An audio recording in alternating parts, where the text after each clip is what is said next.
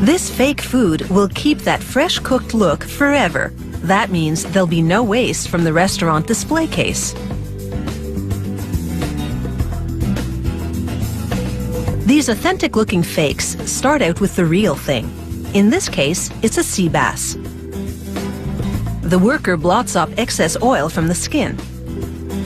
He then uses an adhesive to glue the fish to the base of a wooden box.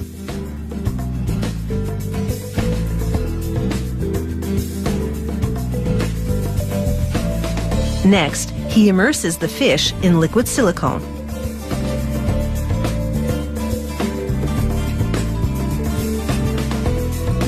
"24 hours later, after the silicone has set, he breaks open the box and removes the fish.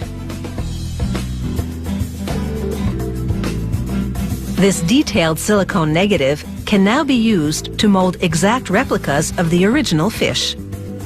They preheat the mold until it's warm to the touch.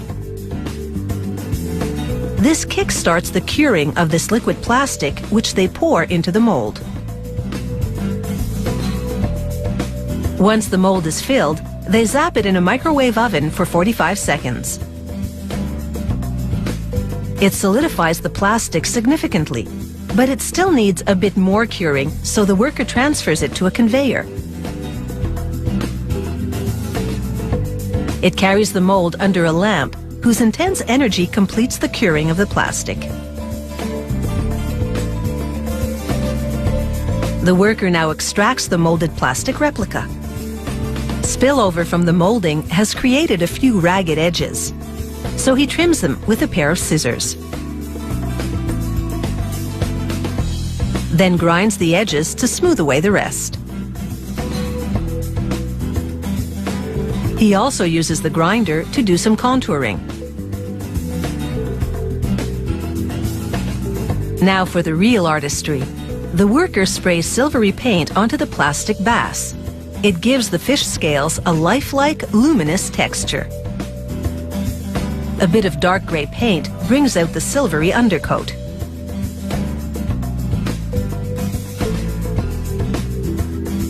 Brown paint on the tail and fins make them look more realistic. Using an artist's brush now, he paints the eyes. He brushes on fine lines that look like natural creases and adds some other typical sea bass markings. A coat of lacquer keeps the paint from chipping and makes the sea bass look moist. Now this sea bass will always look like the catch of the day. And unlike a real fish, it won't start to decompose. At this faux food factory, there are 3,500 molds.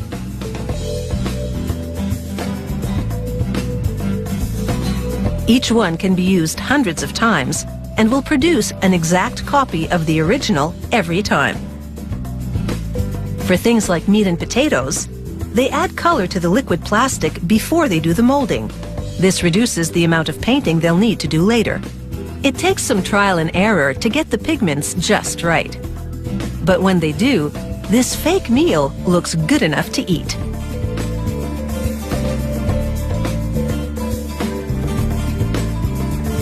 They drizzle the beef in side dishes with gravy-colored glue, which makes the fake food adhere to the plate.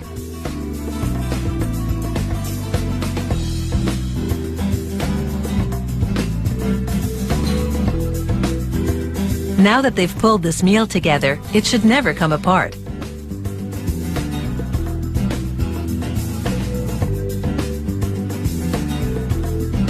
It takes a couple of days to produce all these dishes, but it should be worth it, because compared to real